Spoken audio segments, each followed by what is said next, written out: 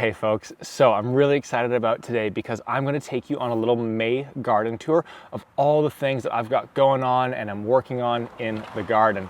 And I really hope that this might serve as a little bit of kind of inspiration or ideation for things that you can do in your garden. And on top of that, we're going to check in on the 3 April experiments that we kicked off because I'm starting to see a couple of really interesting things. So as we get started here, the front yard area has gone through a big change since last season. And so in the fall, I started removing all of the grass.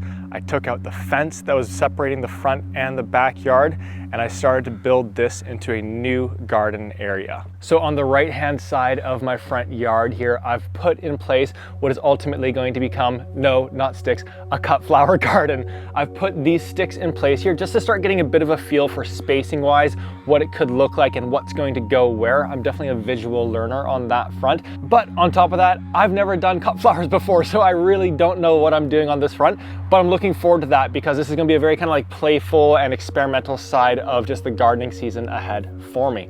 Now on top of that, this bed here, I have built it directly into the ground, which means that I was interacting with the backfill of my house and working compost into that. So I'm really curious and excited to see how this bed performs compared to the raised beds, which I'm much more comfortable to growing in.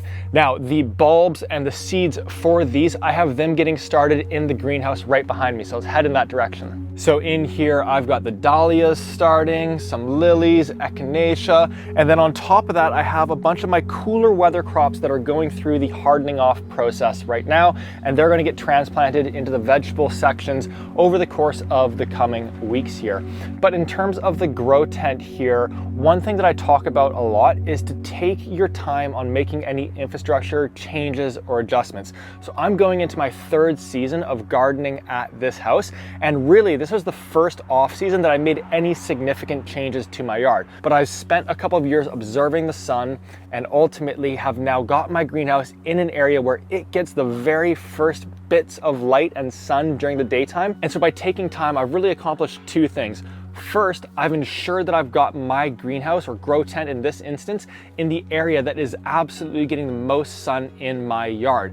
But then on top of that, it's also kind of like diversifying the risk for when I do end up making that greenhouse investment. I can't wait for when that day is. I'm definitely too broke to be able to afford it right now, but keep on supporting us and we'll have it sooner rather than later. What I want to do next though is head over to the first experiment to check up on it. So at the beginning of April, I started an experiment with beets and carrots to compare how they grow when transplanted into the garden versus direct sown. And so what we have in front of me here is that all of these beets and carrots are the ones that have been transplanted into the beds. And they're looking really, really happy. I'm really excited about where they're at. I think the beets are gonna do really, really well. And I'm curious on the carrots because when I transplanted them after 3 weeks, the taproot on them was already to the bottom of that seed cell. So I'm gonna be curious to see if they end up a little bit wonky or if they remain nice and straight. Now, right beside them, what we can see is that nothing that I have direct sown has ultimately started to grow. Now, why is that? Well, it's not that big of a concern. The reason behind that is because I restarted all of those seeds on the same day that I transplanted in all of these beets and carrots. And the reason why I did that was because I want to simulate what it will be like to be planting into my garlic bed when I put my beets and carrots in there. And so in that instance, I can't direct sow until that garlic harvest day.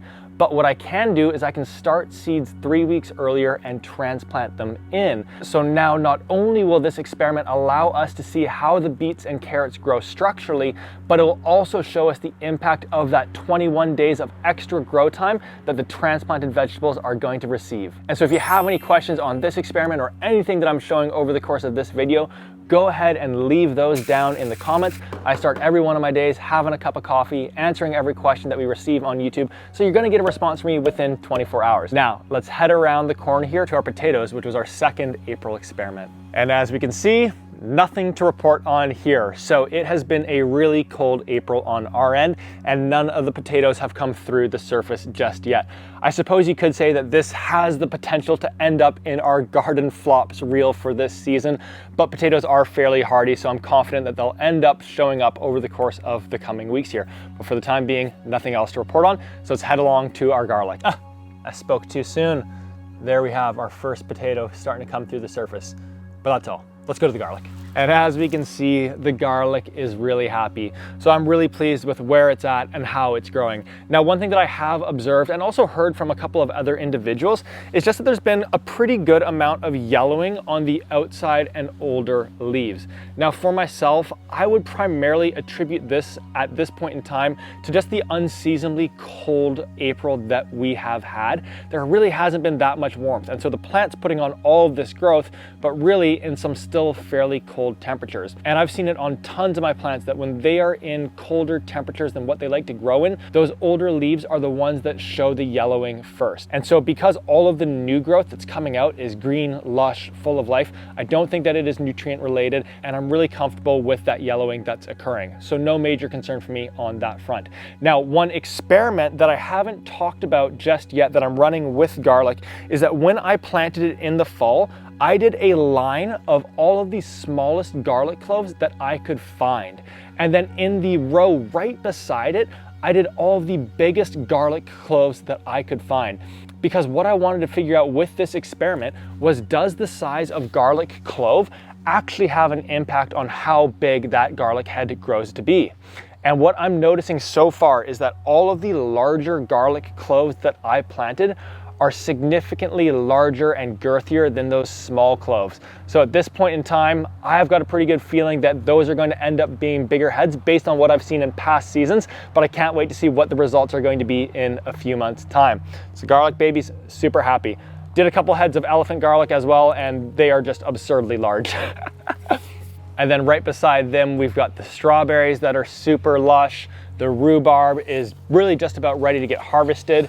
And then next up, we have our tomato experiment. All right, and so the last experiment that I want to update you on, because it's been so fascinating, is how the tomato baby is doing that we transplanted on April 2nd. So just before I dive into that, for those of you that I have not met before, that are new to the channel here, I'm Jordan from Mind and Soil, where we're looking to introduce 1 million individuals to gardening's mental health benefits. So if you're looking to feel more peacefulness, more joy, more restoration in your life, then I really encourage you to subscribe to our channel here, because we put out new videos just like this one every single week to be taking as much of the guesswork out of gardening as possible so that you can be experiencing and tapping into its mental health benefits. So this experiment with this tomato baby has been so fascinating. And what I want to do is pull off the little mini DIY greenhouse that I have on top of it so that we can take a look at how it's doing. And as we can see, still alive. And so over the course of the last 5 weeks here, these plant babies have tried to hold on for dear life. And ultimately that's resulted in tons and tons of yellowing and dying away on the plants. But at the very top of the plants, pretty much over just the last 4 or 5 days, the first few days of May here, I've noticed the first bits of green growth starting to come onto those plants.